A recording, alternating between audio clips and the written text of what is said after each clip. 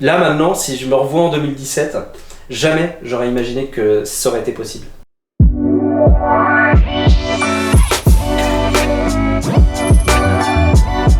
Salut Cédric. Salut David. On fait un petit retour vers le passé. Je t'ai connu en 2017. On est en 2021 et il y a eu pas mal de choses qui se sont passées pour toi. Alors, commençons par 2017. J'étais sur le rachat d'une entreprise. Je devais endosser tout le rôle d'un gérant de société. C'est quelque chose que j'ai eu beaucoup de mal à faire. Je suis passé de 75 kg à 95 kg.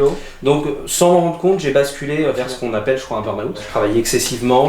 J'arrivais à l'agence à 8h du matin. Je repartais le soir à 22h. J'étais totalement prisonnier de ma société. Tu m'as dit j'ai une agence et je veux doubler les chiffres d'affaires en un an. Et je t'ai dit oui. On a fait un vrai accompagnement, donc j'ai été rencontrer les personnes qui bossaient dans l'agence, on a travaillé sur l'organisation de l'agence. J'ai raté dans l'objectif de te faire doubler le chiffre de l'affaire de l'agence. Ce que j'ai réussi, qui est amusant, parce que c'était pas ce qui était prévu, c'est que tu as été capable de faire le même chiffre d'affaires en ne travaillant quasiment plus dans l'agence, donc de dégager tout ton temps. Donc t'es parti de cette petite agence qui avait du mal à se développer et toi t'étais embourbé là-dedans jusqu'au cou. À aujourd'hui, t'es le numéro 1 de l'immobilier sur internet en France. Moi un jour ma fille est rentrée dans ma chambre et m'a dit papa, est-ce que tu seras là pour mon anniversaire? C'est à ce moment-là où j'ai pris mon téléphone, j'ai cherché un coach. J'ai vu quelques photos de toi, j'ai eu ce feeling.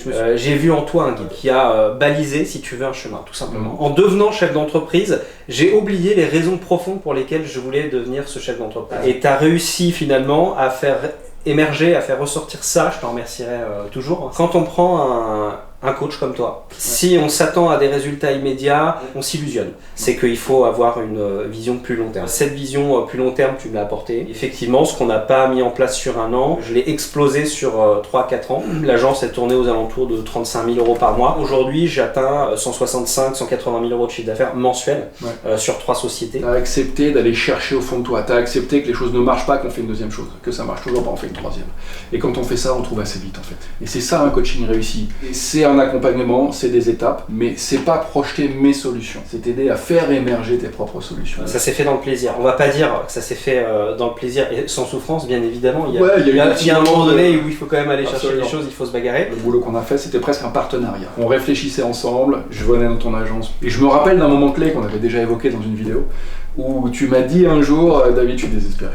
J'ai tout ce que je sais faire, toutes mes compétences, tous les trucs que j'ai vus dans les bouquins, j'ai tout essayé et il n'y a rien qui marche, je sais pas quoi faire. Je t'ai dit, enfin, on va pouvoir commencer à bosser. Le coaching, c'est un travail d'apprentissage. Tu m'as permis aussi de me retirer du regard pesant des autres, qui m'enfermait, qui m'empêchait finalement de m'offrir la vie que je voulais. En tout cas, bravo et merci, parce que la raison de faire ce métier, c'est ça. Le coaching, c'est des techniques, c'est des choses précises, mais c'est aussi une humanité, c'est des rencontres entre deux personnes. Et j'ai vu le chemin que tu as fait entre 2017 et 2021. Merci à toi en tout cas, David. Bravo à toi pour cette qualité que tu as d'accompagnement. Merci. Avec plaisir.